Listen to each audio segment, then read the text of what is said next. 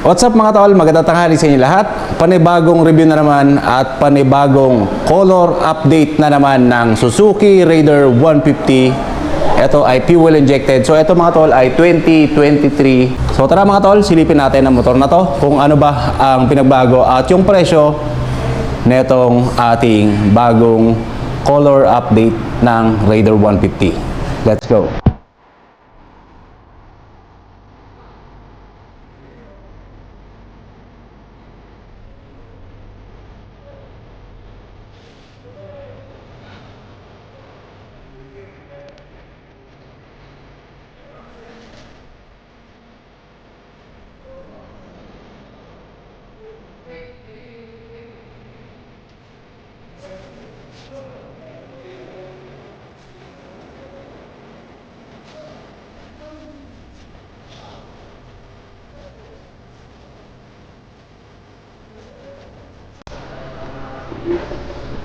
So yun na nga mga tol, no? Ito na naman ay panibagong color update ng ating Suzuki Raider 150 na fuel injected.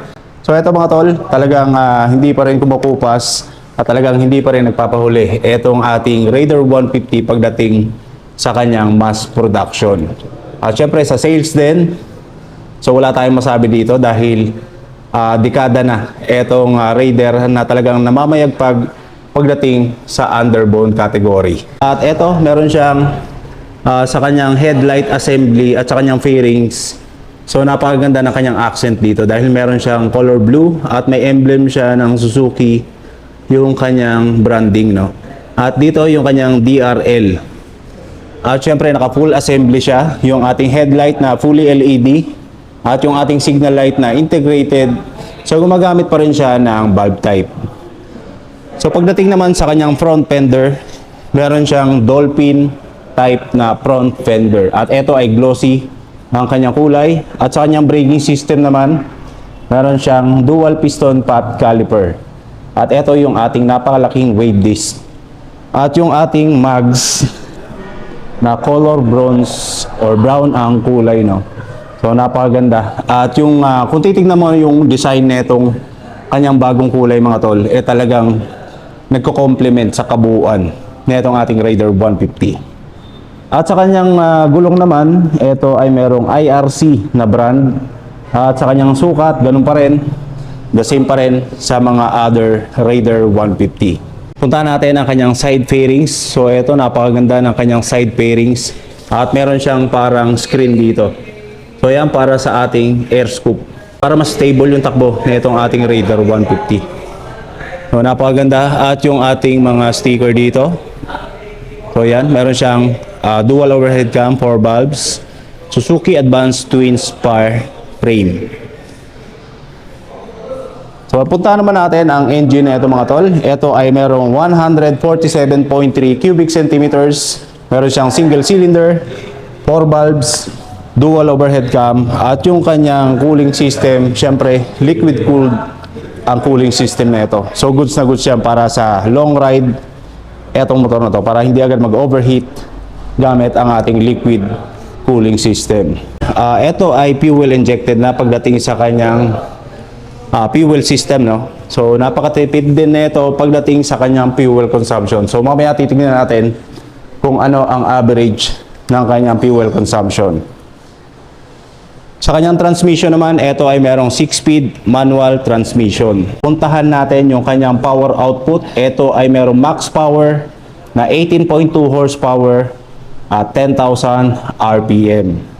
At sa kanyang torque naman, napakalakas din ito. Lalong-lalo na sa kanyang arangkada. Dahil ito ay merong 13.8 Newton meters at 8,000 RPM. Punta natin ang kanyang wheelbase mga tol. Pagitan po yan ang gulong sa harapan, papunta sa kanyang likuran. Ito ay merong haba na 1,280 mm.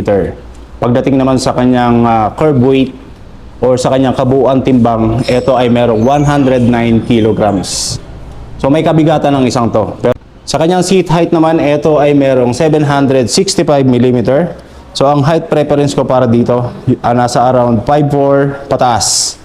So kayang-kaya itong ating Raider 150. Puntahan naman natin ang kanyang ground clearance.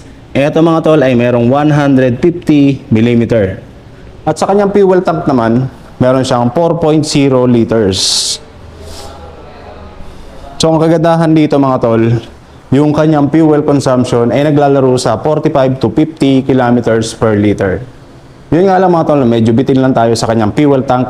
So hindi na lang siya ginawang 5.5 liters para mas malayo ang ating mapupuntahan gamit etong napakabilis at napakapormang Raider 150. So puntahan natin yung kanyang instrument panel. Ito mga tol ay gumagamit ng fully digital. So ito yung kanyang mga buttons, select and adjust.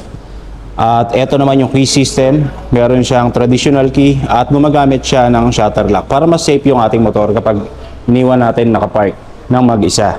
At sa kanyang switches naman, meron siyang ito yung instrument panel natin kung gusto nating ibahin yung backlight nito. Meron siyang buttons dito, switch. At ito yung kanyang high beam and low beam. Yung kanyang left and right turn signal switches. Yung busina. At dito naman yung ating ignition starter. Sa kanyang handle grip, napakaganda mga tol, makapit siya. At goods na goods yan. So dito meron din siyang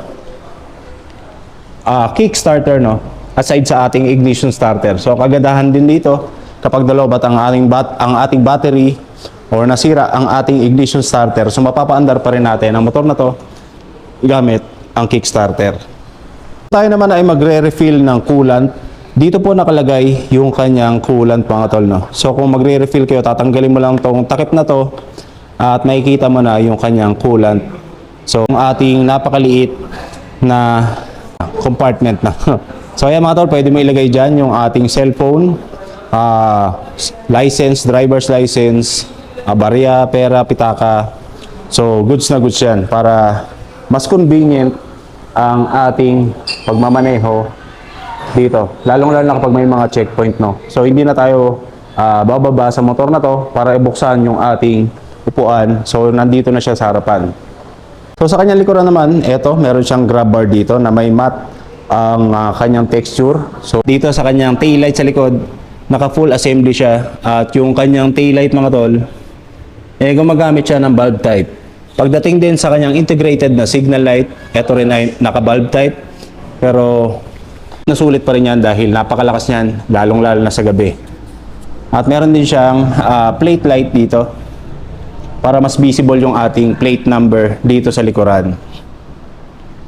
Puntahan naman natin yung likod nitong motor na to, yung kanyang suspension. Ito ay naka monoshock via swing arm at yung kanyang braking system, meron siyang single piston caliper at meron siyang wavy disc dito sa likod.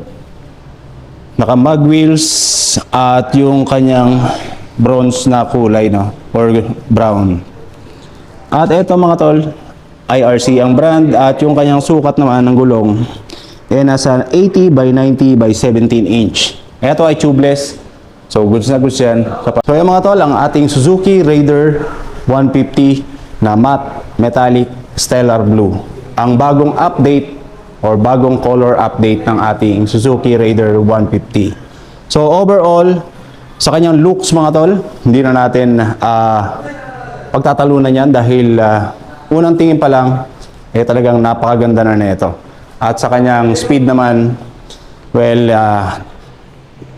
non-debatable na yan. Dahil subok na yan sa dekada na namamalagi itong ating Raider 150. Mga nagtatanong na itong ating bagong color update ng Raider 150. Ito mga tol ay merong kabuang presyo na 119,500 pesos.